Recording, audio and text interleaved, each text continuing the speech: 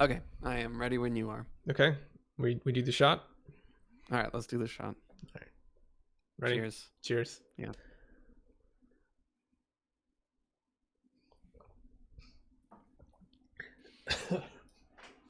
God, that was way too big. Yeah, that was quite a bit. I had to like gulp it Did you down. just mute yourself? Yeah, yeah, that was pretty rough. All right, well, we'll see. We'll see what happens 10 minutes from now. God. All right. Well, how was your week? Good. It was good. Let's see what I do. Got my 3D printer running again. What are you 3D printing? 3D printer parts. Stuff. Wait. Parts for the printer. Like the printer, I got it working well enough to start printing things so we can fix the other things that are non-critical but still It's got to be broken. the most boring thing to print. I There's more 3D. I find it pretty fun. I don't know. Can Like you print a whole nother 3D printer? not the whole thing, because it has motors, and you can technically 3D print a motor, kind of, but like not enough to actually be useful. So like the electronics stuff like that. But my printer, which I've done a lot of design work on, like making it mostly made out of 3D printed parts, I could print quite a lot of it. It would take a while, but All right. Well, that's kind of cool. yeah. What else? What else did I do? Yeah. You're overestimating how much I do within a week. Did that take a whole week? Pretty much. I worked out a little bit, although it's kind of my off week, so I'm not doing much there. Did you work? Yeah, Or did you take this offer? I was off today. I'm off for the rest of the week, so. Okay. I took this week off, so Oh, nice. it's been wonderful. Yeah, I feel like when you work really hard, the week off it's amazing up until the last day, and then you get that existential dread. Oh yeah. Of Well, going I'm back still to a work. week and a half away from that. Yeah. But I've been doing a lot of drawing, like my own drawing for myself, and I love it. What have you been drawing? I've been going through those same 2 books I've told you I've been going through. And so it's just like figure drawing practice, so So it's like it's just it's practice, not really pleasure drawing. well, it's pleasurable practice drawing. Okay, I'm not saying it isn't fun, but No, it feels really good to be working on these things. So nice. That's good of you to it's improve your skills during your off time. yeah, it's something I've been wanting to do for a long time, and yeah, it's nice to get some full days to work on Nice. Like pencil drawing or what kind? it. Yeah, pencil drawing. Cool. Yeah, so that's been fun. But today, well, actually, just a couple hours ago, I told you that we've been watching Hot Ones. You know, Remind me what Hot Ones is. it's like I think it's just a YouTube show, but they have like celebrities come on the show and they go through this whole range of like incredibly hot sauce. Oh, Like yeah. from like With the chicken super wings. mild to yes, with the chicken wings all the way up to like scalding death hot. And so I ordered Heather some of the most extreme ones from the show. And for Christmas, but we couldn't wait, so we opened them tonight and went through a couple of them. If anybody watches the show, they'll know what da bomb is, because that's like when it hits real hard. And I got that one, and I can confirm it is hot. it is bad. Who handled it better, you or Heather? I'm gonna say me, but I think it was pretty even. I would ask her, I guess. It was tough. You're kind of a monster. I remember when we were a lot younger, we were eating the like Screamer hot wings at Dogs R Us, which are they're pretty. They probably don't compare to that stuff, but they were pretty hot. And like after going through that and just being miserable, going, oh my god, I did it, I ate one. You're like, now we have to guzzle hot black coffee and see who can drink the most coffee. Yeah, which was just the worst chaser, like pouring acid on a burn. Okay, well, that was the most competitive and highest point of my torturous years, I guess. And since then, I've been a total weakling with hot sauce. So now I'm trying to build back up, to the younger, I cooler feel like me. you're probably doing okay. Yeah. I don't remember a whole lot from that time period, but I remember that, if that tells you anything. I have also thought about that recently as I'm watching Hot Ones. But anyway, all right. I think that's the most interesting thing that I've done this week.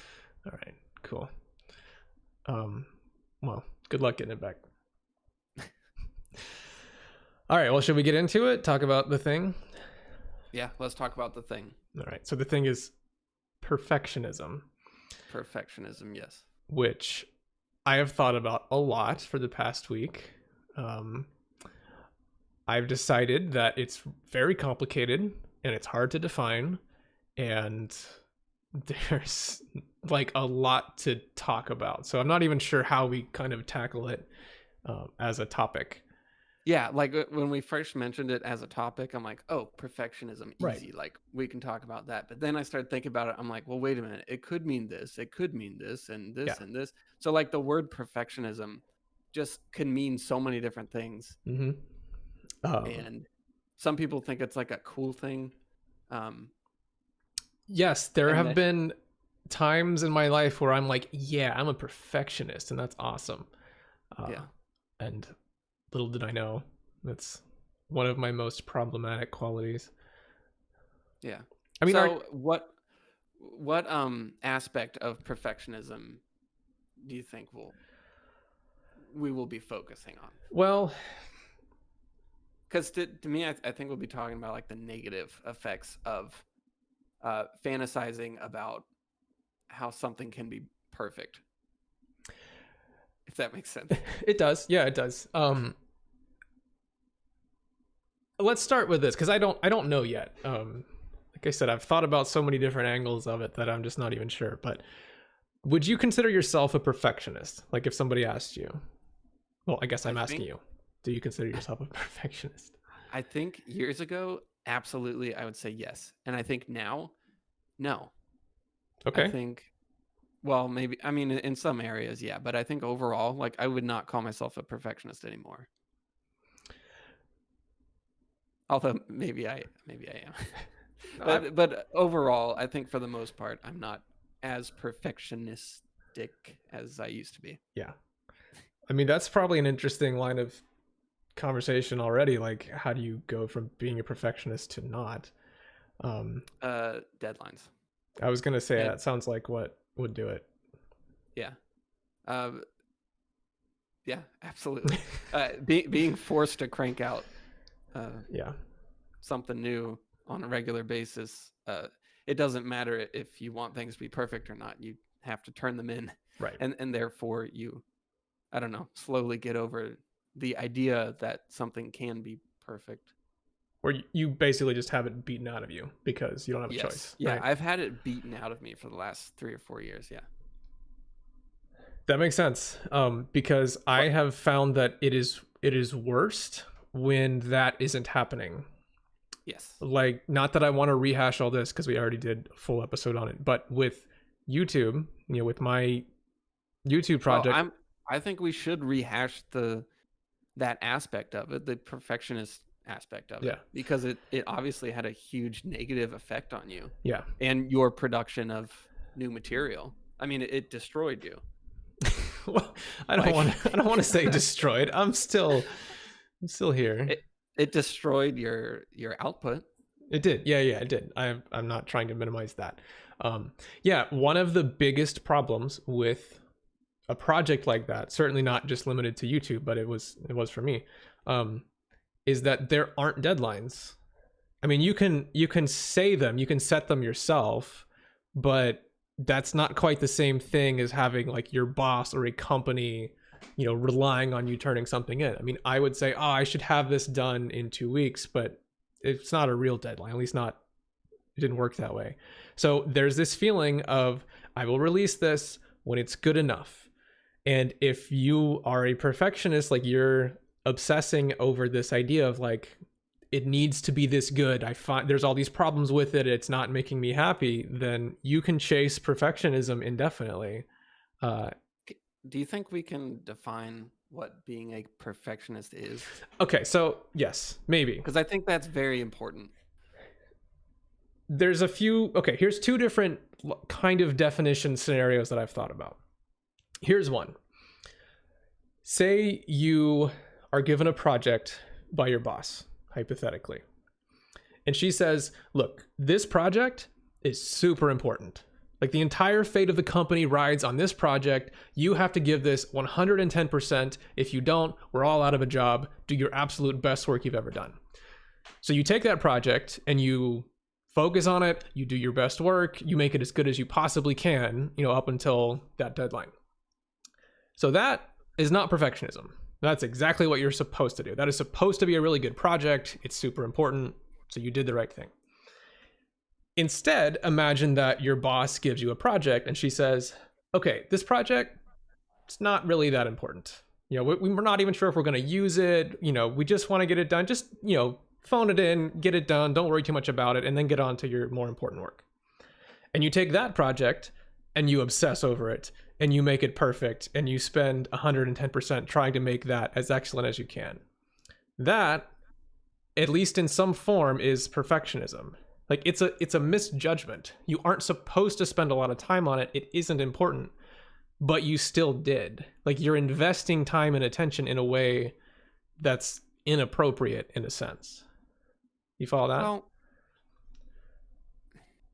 I think having high standards and wanting things to be perfect is what everyone wants. Like everyone wants their work to be really good. Yes. And there's nothing wrong with that. Like that's a good thing. You should want all of your work to be, as near perfect as you can make it. Right. So yes, being a perfectionist, I don't know if just having high standards is enough to say, oh, you're a perfectionist. Well, but here's the difference between that. Like, yes, I think most people should want your work to be really good, but there is an infinite amount of work in the world to be done. Right? Like you can't make everything perfect because you can't do everything. Like if you're working on something, you are by definition not working on something else. So in that scenario, if you're working on a project that isn't supposed to take very long and it's not supposed to be important, but you spend all your time and energy on that project, that means you're neglecting other stuff that might be more important. And it's basically like you can't not try to make it perfect. Yeah, right? It's you have a problem with putting out something that's not to you perfect. Like that the correct, appropriate thing to do is to basically half-ass it and just get it done because there's other stuff that needs to be worked on, but you aren't able to do that. You instead sink way too much time and energy trying to make this thing perfect. So why do you think that is? Do you think it's kind of like an ego thing? Like you don't want to be seen as someone that puts out something that's not perfect? So that is an extremely good question. I think that the identity and the ego thing definitely can be a big part of it. I know that for me personally, that is part of the equation. You can get this in your head where it's like, oh, I don't do shoddy work, or everything that I do has got to be excellent. And I've heard people talk like that, like, oh no, I always do great work, and that's a good thing to be proud of, right? Like you should want to be known for somebody who does good work, but it's easy to make that kind of misjudgment where you put all your time and energy into something that you shouldn't. It's not important. There are other more important things to put your time into. So the identity part can certainly be a huge piece of it. What are some other things you think it could be? Well, I think there's a lot. I think there is a lot. So for me, well, okay, let's take this other hypothetical scenario. Okay. Say you have a bunch of kids, a bunch of 6-year-olds, and you give them a piece of paper and some colored pencils, and you say, everybody draw a house. And you don't tell them like, oh, it's going to be graded, or, it's not something they have to show everybody. They just draw a house and they take it home, right? So some of them will draw a square, draw a triangle on top of it, hand it in, and be like, boom, done, house, see you later. Others will draw a square. They might color it in yellow, they might draw like a little hill, put a roof on it, color it in, turn that in. Like, oh, it's a house. It's nice. Good job. Others, and I was one of these, will sit there and agonize over it. You'll go, oh my God, the door, it's crooked. I don't know how to draw window glass. Like, what color even is that? I can't get the tree next to the house to be right. Everything's like, you're just tortured by the fact that this thing is not as good as it ought to be. And in that scenario, I mean, it could be an identity thing, but I mean, if you're talking about like a 6-year-old, I don't think it's always that. Sometimes you just want it to be good. It's just a desire that you have, and it can almost be torturous that you can't do that. But I think it's just a fundamental wish sometimes. I just want it to be good. I don't know why I do. I just do. Well, I think that almost jumps into like, like the attention you're given when you do certain things, as a child. Like maybe you get more attention Yes. when things are absolutely perfect, when you get straight A's, whereas other people may get, yes, that is definitely part of it, and it's a big part of it for me. But I think there is another, it isn't always that, because I know that for me personally, there is stuff that I will work on, that I will obsess over, trying to get it perfect, that I know 100% no other soul in the world will ever see. I know it's not my reputation, it's not what other people think or anything. Like, I take a bunch of notes. I do this every day. I'll write things down that I've learned or that I'm working on or whatever, and I just write notes. And I will sit there sometimes and like I'll sit there and like add headings and fix alignment and fix spelling errors, and I'll sit there and spend way too much time trying to make sure my note to myself that I may not even ever read again is like laid out perfectly and it's aesthetically pleasing, even though I know no one will ever see it. Well, I think even though technically no one will see it, there's still that little part in the back of your head that says, maybe someone will go through all of my notes after I die, or somehow, at least for me, that's kind of like, even though it's really silly and dumb, like that goes through my head, like when I'm writing notes, because I also take a lot of notes and do simple sketches, and even though I know I'll throw this piece of paper away when I'm done with the drawing, it's like someone might see it. Like someone might see this thing eventually at some point. And so that still factors into it, is like that identity thing. I don't want to be known as a person that could do a drawing that bad, or could write a sentence that is that bad, It could be. I think also my own identity, like my own view of myself, is part of it. Yes. Yeah. Like I want it to be good because I do good things and that's just who I am. And even though I know it won't be seen by someone else, I still just want that. Like it's my own perception of myself that kind of demands that sort of thing. Yes. So is it bad to always want things to be good? Or when does it become bad? Well, when does that desire to make things perfect become really bad? So because I read, it does. Yeah. I don't think we're worried about that. Yeah, it definitely can be bad. Well, in my hypothetical made-up scenario of being given a project that you aren't supposed to spend much time on, but you do, that's an example of that being a bad thing, where you can't assign your time correctly. I have a good example of this. Go ahead. At work, we have all of these big projects and that I should be working on. We also have birthday cards that go around for each employee, and it's customary for the artists to draw something on the birthday cards, and all the birthday cards end up stacking up, like it gets passed around the whole company. They end up stacking up on my desk because I can't start it, because I know that it needs to be good, and I'm really like, all the other artists just boom, done. They'll just throw out a good drawing. I'm like, wait, what is this person like? Like, how do I draw this thing? Can I even draw? Like, do I even know how to draw? Like, I don't know. I go through this whole like crisis before I can ever start the birthday card. And then I spend like 2 hours on the card. And I know that I shouldn't because I have like other things that are really important to do, but I can't I cannot get over it. You should have started with that, because that's way better than my hypothetical scenario. That's exactly what I'm describing. You spend all your I time on should the have birthday started off card. saying, yes, I am a perfectionist. I suffer from this Yeah, and because that's a I did perfect say I example. wasn't. Right. But yeah, in this instance, and I guess many others, yeah, that's my Let's say example. maybe you were less of a perfectionist than you were, but if that's the Yes. case, then I think it's still there, at least a little. Yeah. That's pretty funny, actually. That's a perfect example. Yeah, to me, one of the costs of perfectionism is that it can cause you to misjudge things. Like, you put your time and attention in the wrong places, which, I mean, maybe doing a really good drawing on the birthday card is important. Like, it's kind of, that's up to you. But I I mean, think, it's important to me, but right. I know that it shouldn't be.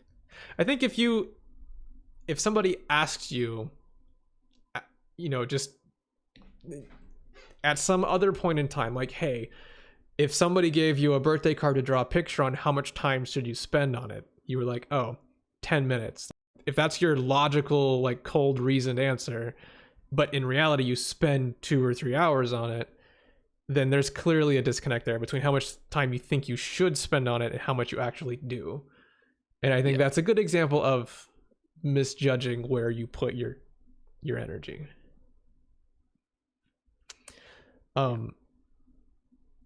One of the other costs of perfectionism, even if you don't have other things that it's taking time from, one thing that I noticed in myself is that I have a tendency to, pretty much anything I get into, I get that kind of perfectionist mindset where I'm like, it's gotta be perfect. It's gotta be as good as I can make it. For example, last weekend, Sam and I played chess together, just a couple like random casual games. And we don't have a chessboard, so we were playing like on our phones on chess.com. We played a couple, and she's like, man, it'd be really nice to play on a physical chessboard. But you can't buy a physical chessboard because Queen's Gambit came out and everybody bought them because everyone got really excited about chess.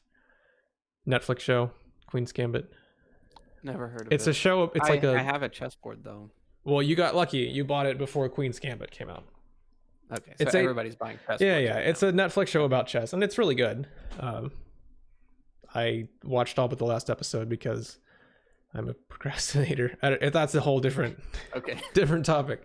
I don't want to get into that now.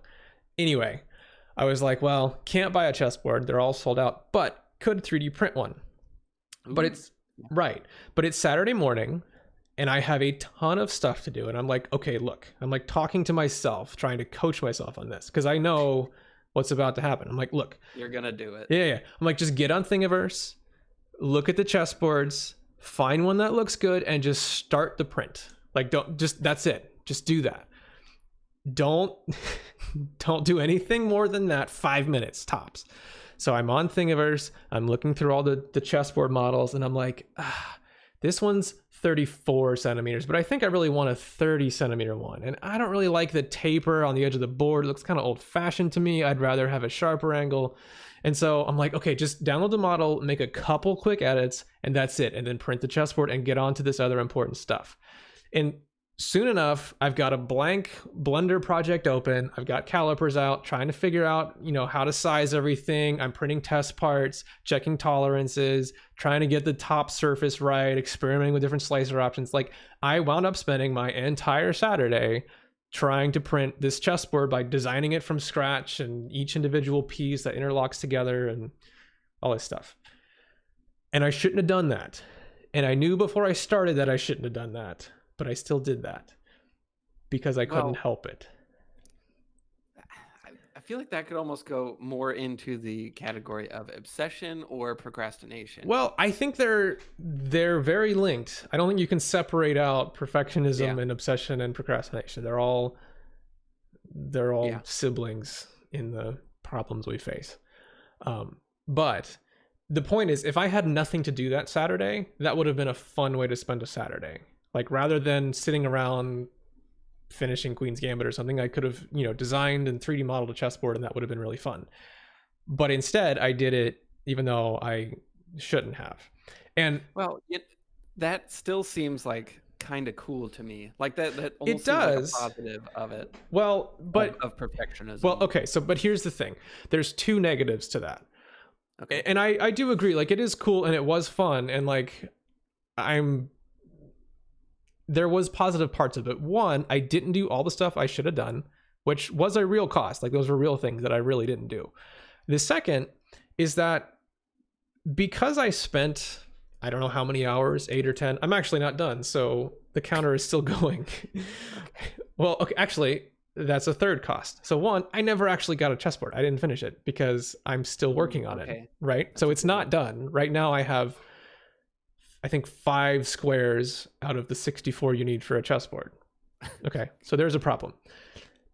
The other thing is that because it's taken me 10 and still counting hours to do this chessboard, I feel that next time I want to do something like that. Like, if I'm thinking, oh man, I should 3D print this thing, there's a part of me that knows that it's not going to be 5 minutes of me just picking something and doing it. It's going to be 10 hours of me getting obsessed and going through this whole, like, extremely demanding and time consuming endeavor. So it causes me to be lazy in some cases, where it's like I kind of avoid doing things because I know how big of a thing it's going to turn into. Does that make sense? Like, yeah. It makes stuff become yeah, it's like if every time you wanted to do a sketch, you wound up spending 10 hours on it. Like, you wouldn't just casually sit down and do a sketch while you're eating your lunch, because there's like this weightiness to it. Yeah, I've actually dealt with that exact same thing with sketches. Yeah. And I think that's actually a really big cost. Like, it affects me in a lot of places, where I won't want to do certain things because it just feels like such an event for me. Yeah, that's a good one. Yeah, I have a problem with doing like really simple, easy sketches, like what should go on the birthday card, because it's like, right. Like it should be really quick and easy, but it's like I can't just do something quick. And it's not like, I don't know, it's not like if someone else did it, I'd be like, oh, that's not good enough. That's not good art. Right. It's like I don't even know how to not spend hours on something. Right. Same. Yeah. Well, all right. So you said, well, any other downsides that you can think of? Downsides of perfectionism? Okay, here's one. And this was like yesterday, this was yesterday. I wanted to, my goal for that day was to do 3 drawings on one page, right? So I have 3 figures on one page. And that's what I did the day before, and it worked out great. And then yesterday I was going to do the same thing. Yes, the day before yesterday, it was very difficult to do, but I did it and it was rewarding. But it was still very difficult. And so yesterday, I know that is my plan for the day. So, I get up, I make my coffee, I eat my breakfast, and I'm like ready to do it. And then I'm like, I sit down to draw, and I'm like, you know what? I'm going to do some research first, because I'm just not mentally ready or whatever. And so I kept pushing it off and pushing it off. And yeah, it was procrastinating, but I was procrastinating because I was so afraid to start, because I didn't want to mess it up, because the day before that, it turned out pretty good. And I didn't want to ruin that feeling of like, oh, I accomplished something good. I don't want to screw this up. I don't want to make a mistake. I can't live up to that last thing. And so I pushed it off for a really long time, until I finally made myself start, and it started going just fine. And I think I realized what had happened was, I don't know, when you picture something like being perfect, or you want it to be perfect, you have this like fantasy of it, or this like idealized version of how it's going to turn out or something. And the problems that you need to be solving are just like invisible, like they're not real yet, and so you can't really solve them, and so they're really scary. and that's why I just couldn't start. It's like it was just too big of a problem. I don't know. Does that make sense? It does. To me, it's almost like you think of every single possible problem simultaneously, even Yeah. though they're not all going to happen. There's going to be some, but you only have to deal with some, not all of them. But you think of all of them. Yeah. And so I would Right. say that that is probably a good example of perfectionism in the way that it affects me, is that Yeah. I see all of these problems at once.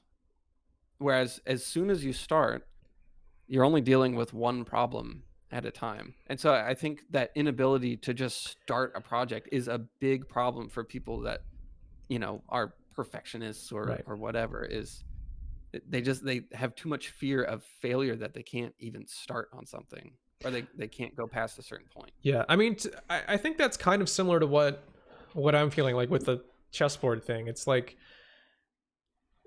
I just know that it's such a big deal, whether it's because I'm worried about spending a ton of time on it or because of all the problems and things. Like if you have this constant drive to make something perfect or, really good to high standards, then that means that you're going to be solving those problems. You're going to be putting yourself through that. Like there's a lot of worry that comes along with this, knowing that you aren't just going to be happy with some pretty mediocre little sketch of three figures and that's that. Like you are somewhat driven to deal with those things. It makes it a lot, it's just more of a challenge. It's more of an emotional burden to get through. So with you and your YouTube channel, I know we talked a lot about this before, but I think it's like a perfect example Yeah. of of that building fear of things not going to be perfect. Right. And the longer you wait, the worse it gets, because Mm-hmm. all of those things that, I don't know, may not even be real, just seem to like keep multiplying Yeah. in your mind. And eventually they're just paralyzing. So like, I don't know, for you it was like making the next video, Mm-hmm. right? Like it just became, I don't know. Well, yeah. I mean, there were many parts of the process. I mean, and all of them were difficult for me. Like, if I started working on a video, I wouldn't like read a Wikipedia article and just rehash it and, spit that out. I would start from like nothing. Like, what are the first principles of a chord? What does a chord mean? How, like I'd start really out there and just try to think really hard about like the fundamental relationships and things like that. And I mean, so I walk the dog in the afternoons, and I tend to like think, and I usually mutter to myself when I'm walking the dog. And so on a normal day, I just walk the dog, it takes 20 minutes. But if I'm like working on a YouTube video, I'll walk him for like 2 hours. Like I'm just dragging him around the neighborhood. Like, come on, bud, we got to figure this out. And like, I'm just over and over. And even when I get home and it's like, I'm just still thinking and rehashing and reworking. And even if I don't want to, it's just once I'm in that mindset of trying to get this figured out, it's like my mind just won't stop. And I have to think through every last little corner and hyper analyze every little piece of it. And that's exhausting. I mean, it's just like going overdrive for days on end until I finally get to some point where I'm like, okay, I think I got what I want to say. And I start trying to turn that into like an actual, concrete piece of work. And that part of the process was hard too. And then the actual filming, it feels like a performance, and I'm obsessing over how well I said something or if I could have done it better or worse, whatever. But it's like each part of the process, because I have this really strong desire to make it really good. And it's sometimes it's not even like a desire, it's just what happens. Like I can't stop thinking about it. It's very much an obsession until I've gotten to this place. And it made it just feel like every time I started a video, I knew that's what I was in for. It was just this big roller coaster of it's only I could think about for days and days and days. Like, so you had to do that for each one, basically. Like in your Yeah. mind, if you start another one, you knew that you had to go through that same exact process. Yeah. That grueling process. Yeah. I mean, and it was rewarding. Like it wasn't all bad, but it was exhausting. Yeah. Like it was very mentally challenging to do all of that. Yeah. So like my drawing 3 days ago was very difficult, and the drawings that I was going to do the day after that, I was like afraid to start because I knew it was going to be really hard work because I had just done it the day before. Yeah.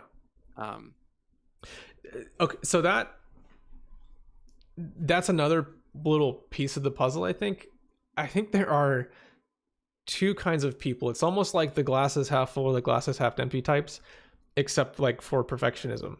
So when I was in high school, I played tennis for 4 years on the team.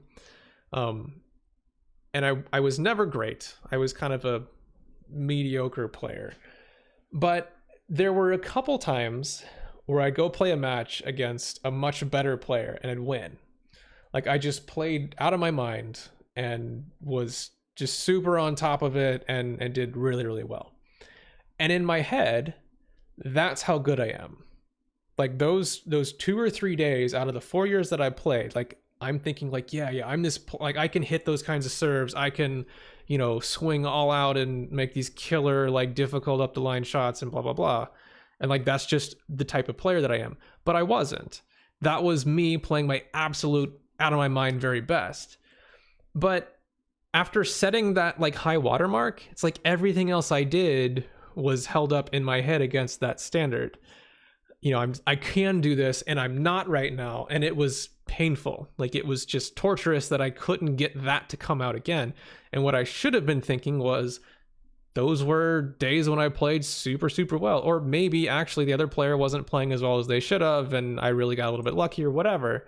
But expecting yourself to be your absolute best all the time is not how it works. And that ended up being like kind of torturous. I mean, it made it, I was so unhappy if I had like a mediocre performance. And I think other people don't think that way. And sometimes it can almost go the opposite way where it's like you think of yourself as you were on your worst days. Like, oh, I'm terrible. I'm really bad. You can be super down on yourself, even though that was just an exceptionally bad performance. Well, so this is something I've noticed with me is that if I do my worst work right after my best work, and the reason I think is because after I do something really good, I start congratulating myself. I'm like, oh yeah, you did a great job. Like you're so good. Like you finally made it. Like you're finally to the point where you're so good and it's great and everything's gonna be so easy from now on. And I just, it's like a total rush and I love it, to do a really good job. And then I'm so in my head about that when I do the next one. At every point in the process when it starts, when I start struggling with it, or I start, getting worried that it's not going to be great or whatever, it's just like this huge burden because it's just not lining up with how well the last one did. And I just crash and burn and do my worst work ever, like so much worse than anything I could have ever imagined. And I think it almost happens every single time. Every time I do something really good, I set myself up for failure in the next one because of how much I congratulate myself. And so you hear a lot like, don't be so hard on yourself. You're your worst critic or whatever. But I think the opposite is also completely true. And that is you should not congratulate yourself so much on what you just did because it can have an even worse effect. Yeah. So, and you were talking about this a little before the episode, but how you should make things objective and not even consider yourself a part of them. Can you say that again? Yeah, no, well, so first off, I totally agree. It's like part of I guess this kind of goes back to what you were saying. Like, even if you're just working on your own, I'm writing a note for myself and for some reason I just need to make it beautiful, even though it doesn't make any sense. It's like you are creating this identity of yourself, like your own perception of you, that's unrealistic or maybe just inappropriate. Like you shouldn't even be thinking that way. same thing. Like I play a really good tennis match, and it's like I'm an amazing tennis player. That's how good I am. But it's not. It's just me having a really good day, or maybe just got whatever. That's not what I should be thinking about at all. Okay, so the objectifying thing. I don't know what this is called, but I think it's often misunderstood, and it's super, super important. So I taught for a long time, like private lessons. And one of the things that I realized through just kind of the hard way is that praising a student, like telling them they did a good job, is oftentimes the wrong thing to do. And here's the reason. So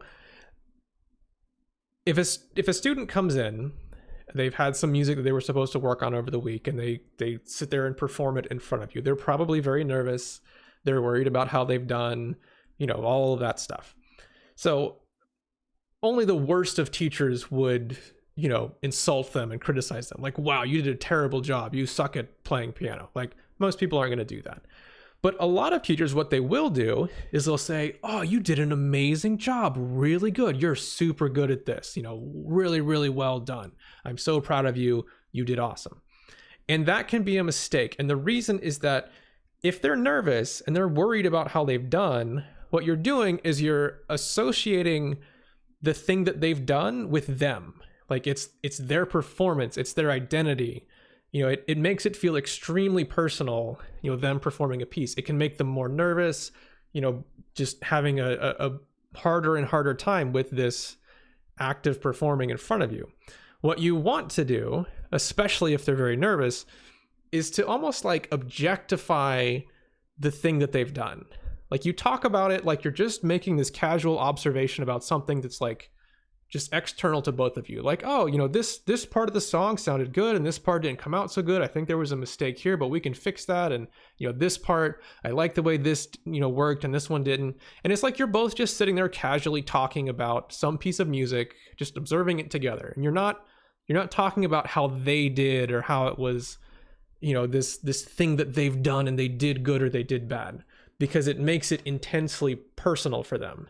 And making it intensely personal comes with all kinds of baggage and all kinds of problems, like the perfectionism, say they did a great job. Like, just like we're saying, you start to think that, oh, this is how I am. This is what I do. If you don't do it as well, then you didn't do as good. There's all this identity that gets wrapped up in it. And I think it can lead to perfectionism and obsession in a lot of those types of issues. So, go ahead. Well, so you mentioned this as a teacher, but I think it's just as important to do that for yourself. Like, don't praise yourself on doing a good job too much, and don't get too hard on yourself when you don't do a good job. Be objective about it. And, So somehow I've never really connected those dots before, but I think that's super true. I think you're right. I think a big part of the perfectionism is this identity thing where you are tied to what you've done, and looking at it in a more objective, like detached sort of way helps you deal with that problem. I mean, I think that's very true. Yeah. Cool. Well, I've noticed an improvement with me by not over congratulating myself or trying to avoid the project once I finish it. So say like maybe before I would, finish a piece and be real proud of it, and I just kind of stare at it and look at it and be like, oh yeah, this is great. Like I'm really happy with this. And I just kind of like admire it, like admire the work that I just did. And like, I don't know, just like try to be in the moment of succeeding. And I think that made it way worse. It's like, just like consuming your own thing. And I don't know, just you start to idealize what you've just done. And even though it was a very, I don't know, like maybe you did a really good job, but the more you look at it and the more you praise yourself, you take it to an even higher level, and it just keeps going up and up. And it gets to a point where there is no way you can ever reach that same level again. Cause it's not even real. And you start to associate your own identity and self-worth and stuff too much with what you've done. Exactly. And you start to forget all the struggles that went into it, and you're like, Mhm. oh yeah, this just worked out perfect. Right. Um, Right. There's one kind of trick, I guess, that I've heard of, and I've tried this a bit, and I do think it is helpful. It's weird, but talk about yourself, not to other people because you sound like an asshole, but like to yourself in your own internal mental dialogue. Talk about yourself in third person, because it kind of forces you to take like this third person view of where you're at. It's like, say you've been working all day, you're 10 hours into a project. If you're thinking like, oh my god, I can't do this anymore, like, oh, I don't know why this isn't coming out right, like you're kind of doing that very, I'm the one here, this is all me, whatever. But if you talk about yourself in third person, which like, oh, Mike, he's been working for 10 hours, he's not being productive anymore, it's probably because he's been working for 10 hours and is completely fried. He should probably just go to bed, like sleep on it and get back to it the next day. Like, it becomes so much easier to detach yourself and just think big picture. Like, you're not, it's not you doing bad work, it's you at the end of an exhausting day needing to go to bed and refusing to do that. And I don't use that as often as I could, but I do think it's really helpful, and I think it deals with that part of the perfectionism problem, or helps, you know. yeah, because if someone else was going through the exact Right. same thing that you're going through, you would be able to solve it for them. You'd be like, oh yeah, it's just because of this. Right. Go to sleep and it'll be fine in the morning, but they Right. just can't let it go. Right. Like, So if you're able to see yourself objectively or in the third person, that's a yeah. good one. I'm Yeah. gonna try to do that one. Yeah. Like, you're not a bad artist, you just need to go to bed. Yeah, or it's something Right. simple like, oh yeah, you haven't Right. drunk a cup of water in 8 hours. Should Right. probably do that. Right. Forgot your coffee this morning. Yeah. Yeah. All right. So, well, one thing I wanted to talk about was, why do we even think that things can be perfect? Like, what does that mean? It doesn't mean anything. It's not real. Like, why do we get to that point where we assume that there is a perfect level to reach? So I don't know how to answer that. I mean, I like, Well, part of it is that no, there is no like point to some perfect thing in the world, like out of anything, and you can't, right? right. Like, you cannot point to what, you know, a perfect piece of music. You can't point, like, it may be something you really like, but we know that there is no platonic ideal, or, well, there's platonic ideals, but there's no perfect thing, right? Like, we know that. But that doesn't mean that we don't obsess over things. Like, there's something different going on when you're trying to quote unquote make something perfect. I don't know if this answers the question, but there is this weird thing that I have observed, and I feel like today's all about I like these weird things. random things that I've observed. I call this the connect the line syndrome. So again, was a teacher, and I'd be teaching kids. This didn't happen with adults, but it happened with kids, where we'd be, working on music, and I would draw out a like musical staff on a whiteboard, like 5 horizontal lines going across. And just on accident, whatever random thing, I'd like accidentally brush up against the whiteboard, accidentally drag a finger through one of the lines. So there'd be this little tiny gap in the dry erase marker on the whiteboard, like say a 1/4 inch or less, like hardly notice it. But the kid would always notice it, and they would fix it.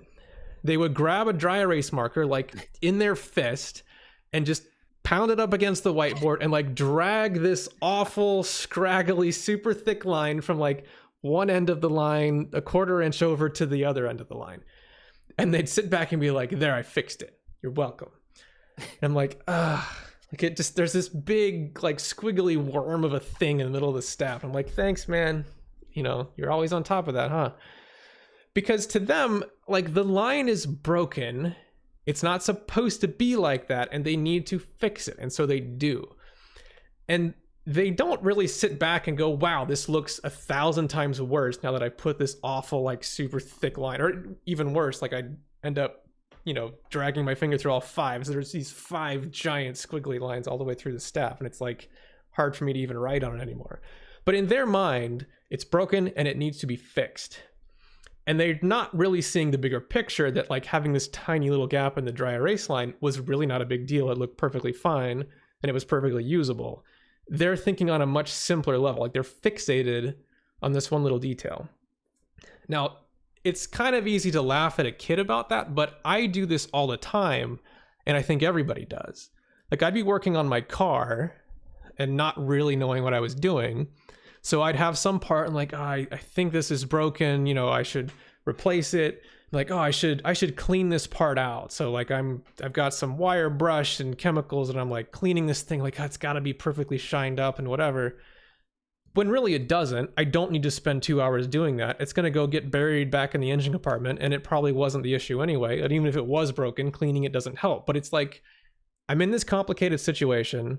I don't totally understand what's wrong with my car or how to fix it, but my mind kind of finds something to work on. Like, oh, this is dirty and it could be clean. And so I'm going to sit there and spend a ton of energy, like obsessing over making it perfectly clean, even though it doesn't need to be. And it doesn't really relate to like the big picture. And I have found that aspect of perfectionism is something that I experience a lot, like with the YouTube thing. I think I brought up this example, but I'd like obsess over the lighting of the video because it's this concrete thing that I can go read articles on and work on. Whereas really what matters is the big picture, like the video itself. But because that's complicated and fuzzy and hard to wrap your mind around, it's like I fixate on this one piece of it that's much more concrete. And I spend way too much time and energy trying to get that one thing fixed. And I think it's the same kind of thing with a kid drawing a line on a musical staff on a whiteboard. So that's my weird little observation. And that explains why we even have the idea of something being perfect to begin with. Well, I think it's part of it. It's that our ideas of perfect are not always big picture. Like oftentimes you're fixating on one thing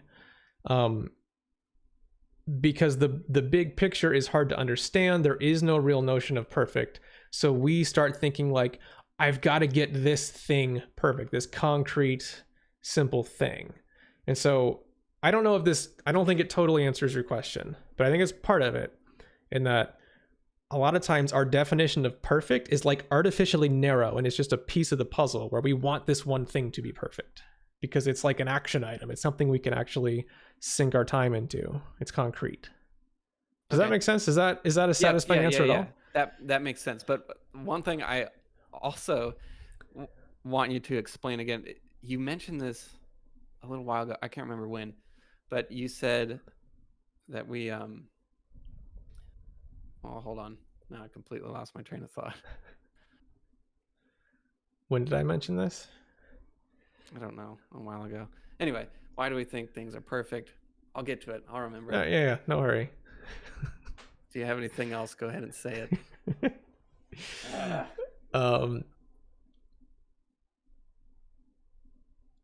Oh, okay. I got it. Oh, good. Because I had nothing there. That was going to be dead silence for the rest of the episode. Okay, I think I got it. When people do, okay, yes, I remember now. All right.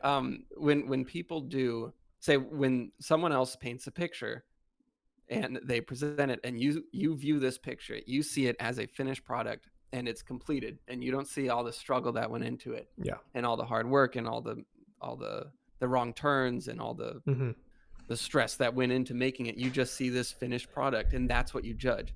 And so I think perfectionism stems from always seeing things that way.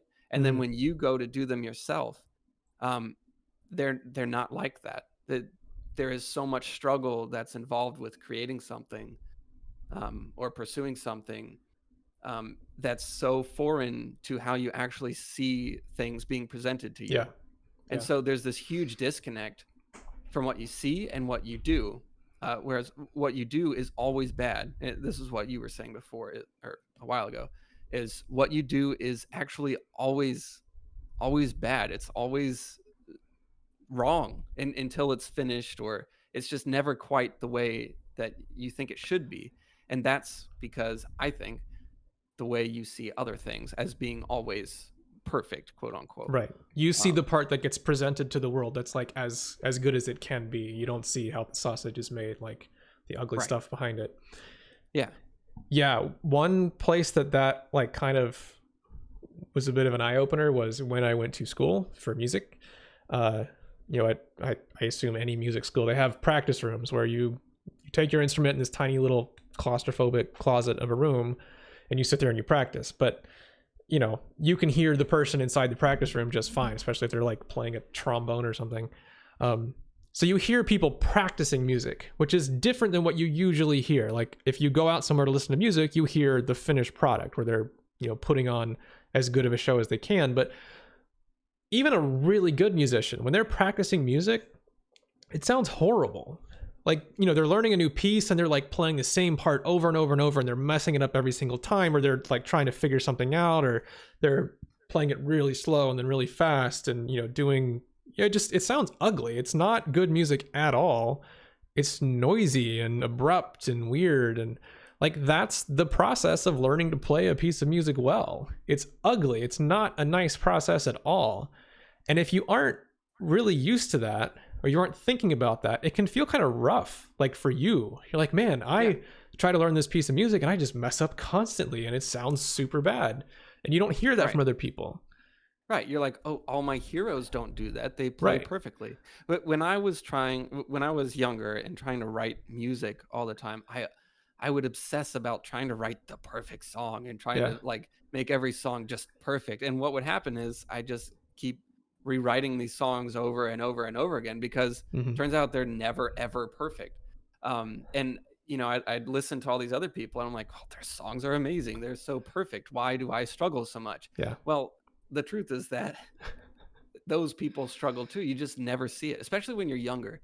You think like all of these really good people that you idolize don't struggle with these things, and you think that they just crank out this perfect thing.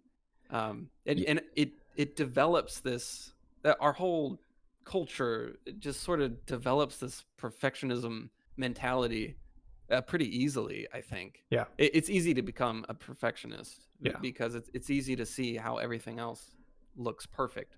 Well, even they hide all the struggle. I wish you could hear like what were Mozart's top 10 worst ideas ever, right? Like what are the dumbest things he ever wrote and then immediately threw away? Like, because it would probably be pretty funny, but you don't hear that because he immediately threw them away. Like that's what you do. He finds his best ones and puts them out there. It makes me think of like social media, not to get onto that topic again, but like with Instagram. It was actually right.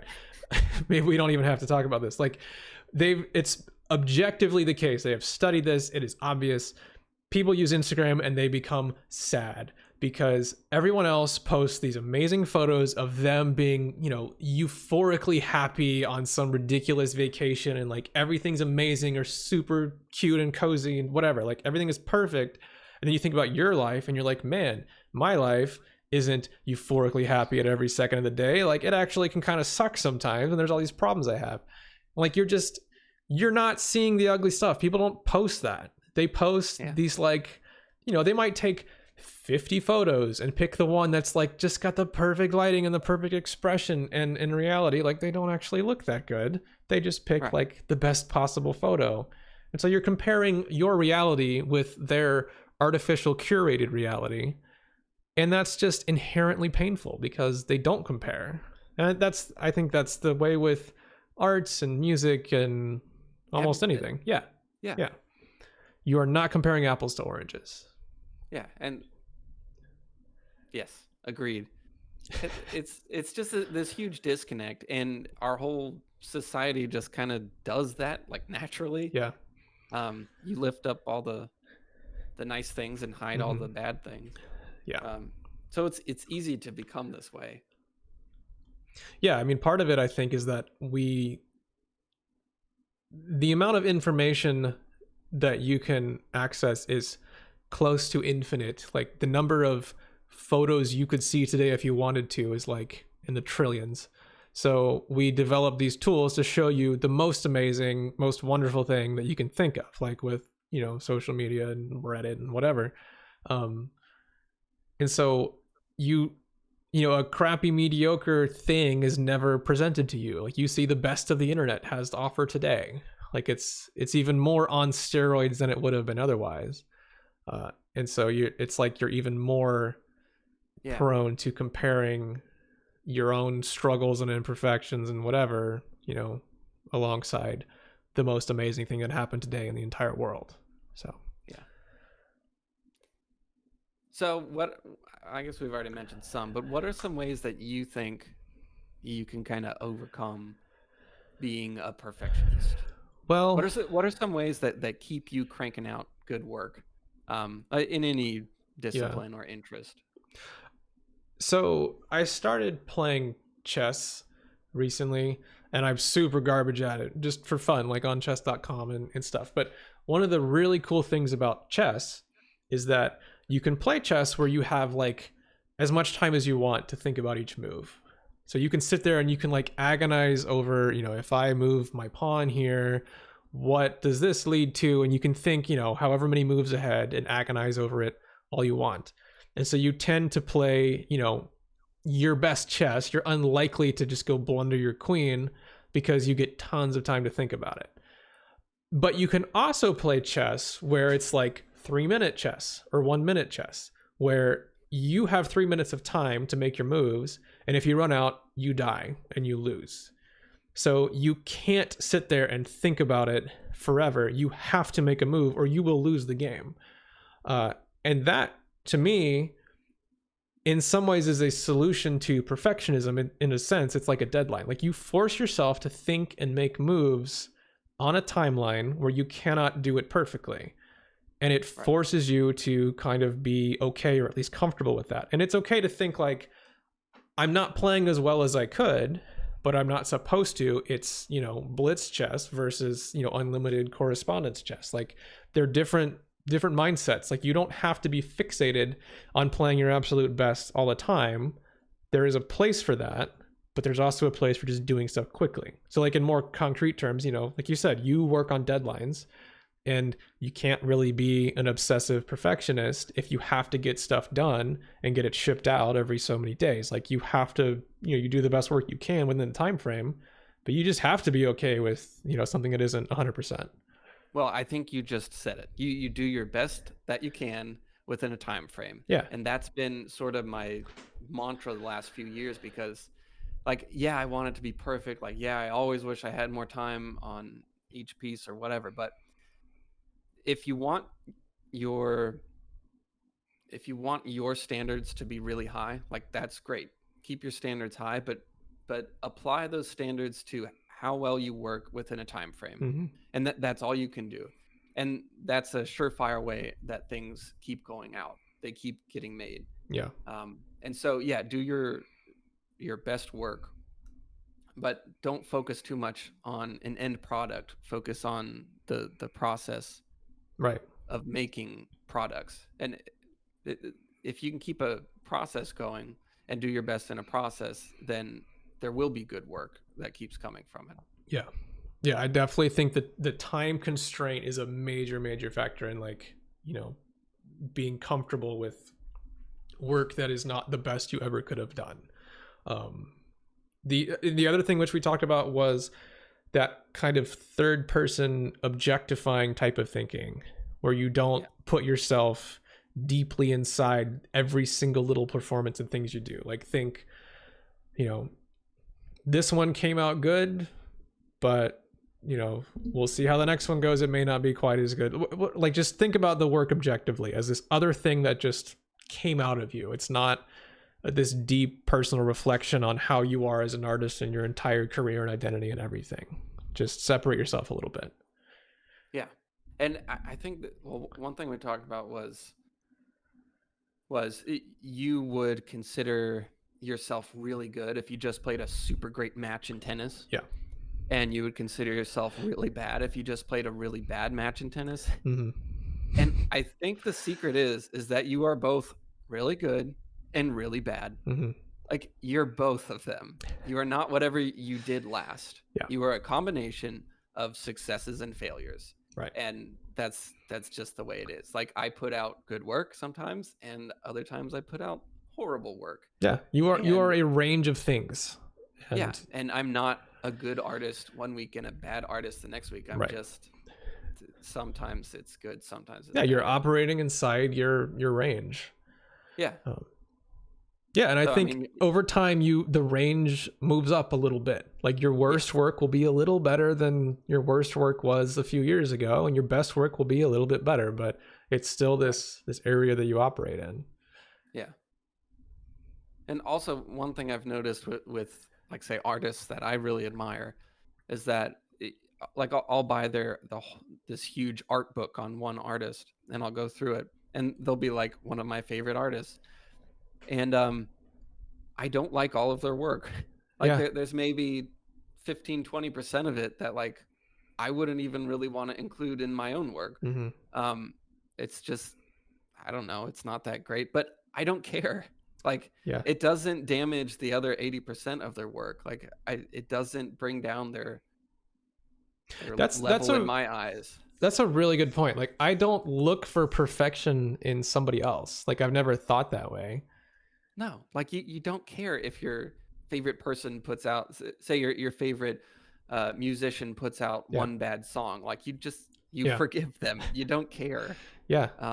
It doesn't diminish the other songs that they put out. Right. No, that's a super good point. I've never thought the same way I do about myself as I have with someone else, and that's Right. clearly doesn't make sense. So I don't know why us humans like come up with this weird perfectionist construct that just doesn't make sense. But Yeah, we certainly do, though. yeah, I don't get it. We don't apply it to other people, but we do apply it to ourselves. It's just like I don't know, it's a trick. Like, Yeah. there's something going on that's not quite Yeah. right. And one thing that we kind of didn't mention, but it can affect your happiness. Just, Yeah. I mean, just, you work really, really hard on something and you do relatively good work, and then you can wind up at the end of all of that just feeling still really crappy.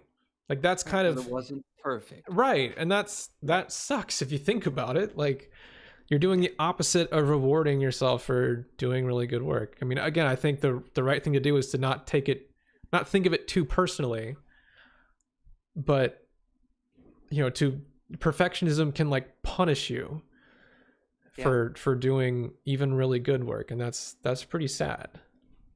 And I think that comes with focusing too much on an end product. Yeah. Whereas if you just enjoyed every step of the process, then as soon as you finish one thing, you're starting the next thing and you're enjoying it. Right. But if you're hanging your identity on the outcome of every single product you put out, um, it's it's just Yeah. too much pressure for each individual thing. Like for you and the YouTube channel, like, you can't hang your identity on Right. one video. Like, it needs to just be a process. Yeah, and it can be super draining. Like even if I'm happy with what came out, like if you do that, it can just take a Yeah. toll every time. It's exhausting. Yeah. So one thing we talked about like years and years ago, which was a huge life changer for me, was like, I think we always kind of figured that the music we put out, or whatever, had to be at 100% Yeah. a happiness level. Like, we're 100% happy with it, and then we'll release it. Like when we were creating the game Mm-hmm. for the iOS store, it's like, we're not going to release it until it's 100% perfect. And because of that, we didn't release it for years. And then, I don't know, I remember us talking and we decided, like, oh, how about if we're just 80% happy with it, Yeah, then we'll release it. I remember that And too. that was so freeing. Yeah. So just get it. And I've always tried to follow that since then. If I'm at 80% happy with it, and there's not a whole lot more I can do, Mm-hmm. um, then it's time to call it done and get started on the next one. And Yeah. it's actually very freeing Yeah, I agree. I and think very satisfying. a lot of the time when you're chasing that final 20%, sometimes you're not even chasing like something better. I think you're Yeah. getting into like the obsessive, hyper analyzing type of world. That Yeah. last 20% can be very problematic. So I like the 80% thing. Yeah. And you may look back later and be like, oh, actually, I'm 100% happy with it now. Yeah. Yeah. Whereas that last 20% may just be you overworking something or messing things up. I don't know. No, I agree. I like it. So I guess those are our, what, 3 kind of prescriptions for perfectionism. Use deadlines, kind of force yourself to like do things within a smaller span of time where you're happy with what you got done in that time, right? Yeah. Learn how to make decisions and know that the decision you make, there may not be a perfect answer for them. Yeah. Like play 3-minute chess, not. Yeah. You can't always play the long. Yeah. Think of yourself in third person. Don't become too personally wrapped up in everything you do. Like separate yourself a little. I think that's part of it. And then also what you just said. What did I just say? I don't know. Forgot already. Okay. All right. I really don't remember what I just said, but okay. Yeah. Well, definitely do that third thing that I said. Right. Well, Mike's been working for 12 hours a day and is kind of tired and can't remember stuff. So I probably shouldn't think too much about it. Well, whatever. I'm sure everyone else will remember what I said. Yeah. All right. We good? Leave it at that. Yep. I got nothing else. Cool. All right. Well, thanks everybody for listening to us try to hash out perfectionism. Oh, actually, everything is live now, or should be live now on the Apple Store, Spotify, everywhere. So please give us a review and let us know what you think. Yeah. Help us get off the ground here. Yeah. All right. Thanks. See you next week.